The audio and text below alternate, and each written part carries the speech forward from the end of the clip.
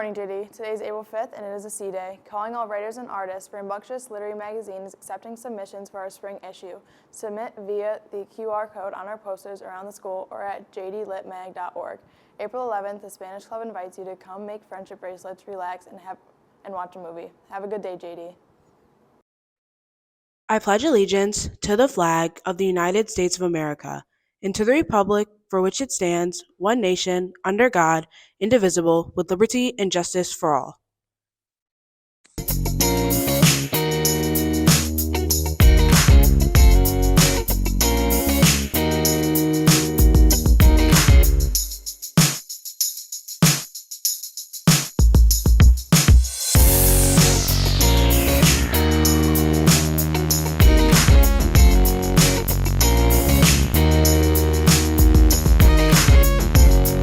Make sure you stop by the main office to buy some lemonade. The Learning Pad will donate the proceeds to the Central New York chapter of Autism Society of America and Rise Above Adapt Design.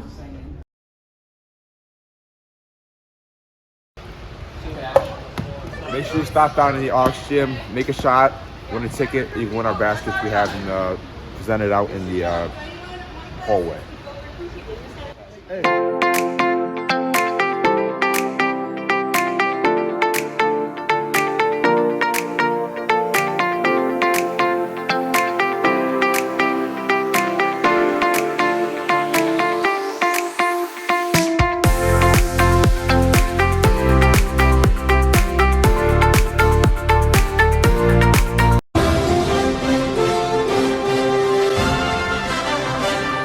Welcome back to JD Ramfeed TV's coverage of the March Madness Tournament.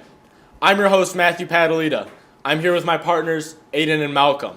As the sun sets on this year's March Madness Tournament, it's time to recap what we saw so far and highlight a little something from each region. Let's start home out east. What did we see, Aiden? East region was the easiest region to win.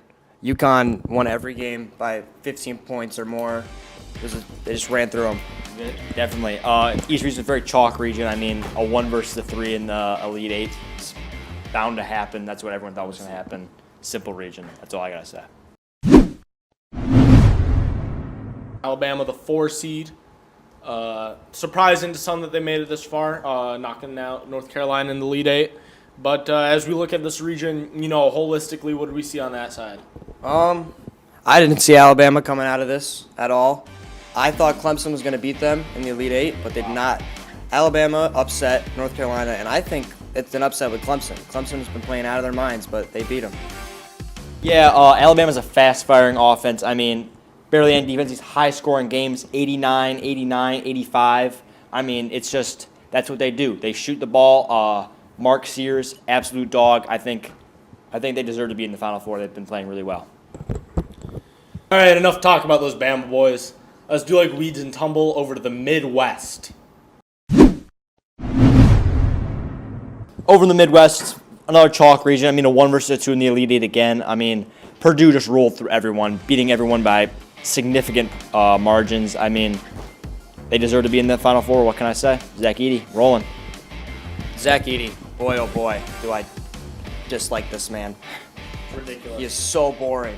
This is not a basketball. He just does. You can talk it's about basketball, but it's boring basketball. Big man, put ball in hoop, and you're mad. You know what's gonna happen? DJ Burns is gonna beat him down Burns to the ground. Is literally just a human vending machine. All right, he dispenses. You know what he does? He He gets creates. buckets. He creates. Wow. Listen, the pride of North York, Toronto, Zach Edey is a bad man, and people hate him because he's putting up 40 and 20 on your favorite team week in and week out. And you know what? He's gonna do it again in the Final Four. Wow. That first round matchup last year, that stuck with him. That's something that sits with him when he sleeps at night. But no more.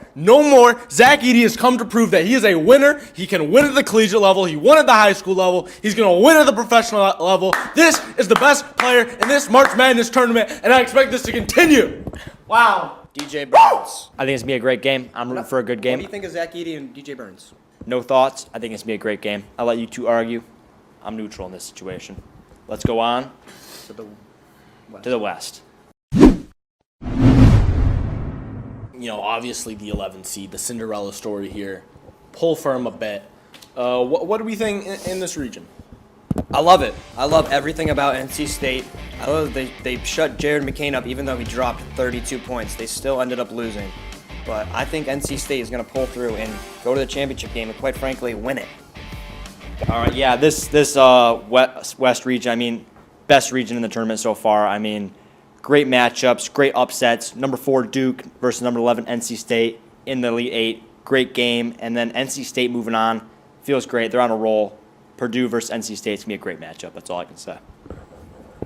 UConn versus Alabama, NC State versus Purdue has all the makings to be an electric Final Four as per usual. Going into our next segment, let's scoot on over to everyone's favorite heartthrob on the analyst, Luke McQuaid. Thank you, Matt. You are too kind. Let's dive right into this Final Four here. We got our first matchup here. The Purdue Boilermakers taking on the NC State Wolfpack. My matchup predictor has an 89.5% chance of victory for the Purdue Boilermakers. Zach Edey is shooting 25 points per game on average this tournament, 60% from the field. He does not miss many shots. He likes to back guys in down low, shoots a really high percentage from 2. On the other side of the ball for the Wolfpack, we have big 270-pound DJ Burns. He's been backing guys down all tournament long. He is a fridge down low. He's averaging 13 points per game this year. It's definitely going to be a battle between the big men. They say 89% chance for Purdue, but I'm taking the Wolfpack to make it to the NCAA championship. DJ Burns is going to have a lights out game. He's going to show Purdue how an 11 seed does it. Cinderella story continues for the Wolfpack. Heading on to the other side of the bracket, we got UConn taking on Alabama, a 1 versus a 4 seed here. My matchup predictor has a 71.6% chance of victory for the UConn Huskies. They have beaten teams an average of 23.4 points per game in March. That is an astronomically large margin of victory, one of the biggest we've seen this century. UConn is an all-around great team. I have the UConn Huskies taking this one in blowout fashion, just like they've done to all the rest of the teams this tournament. Those are my predictions, guys. Thank you for sticking with me here. Let's head back to the desk to close things out. Luke, oh Luke, where do I even start? Phenomenal analysis as always. Now that we're back to the panel, it's about time to wrap things up. We'll see you guys in the championship here on Ramfeed TV with our full coverage and breakdown of March Madness. Thank you.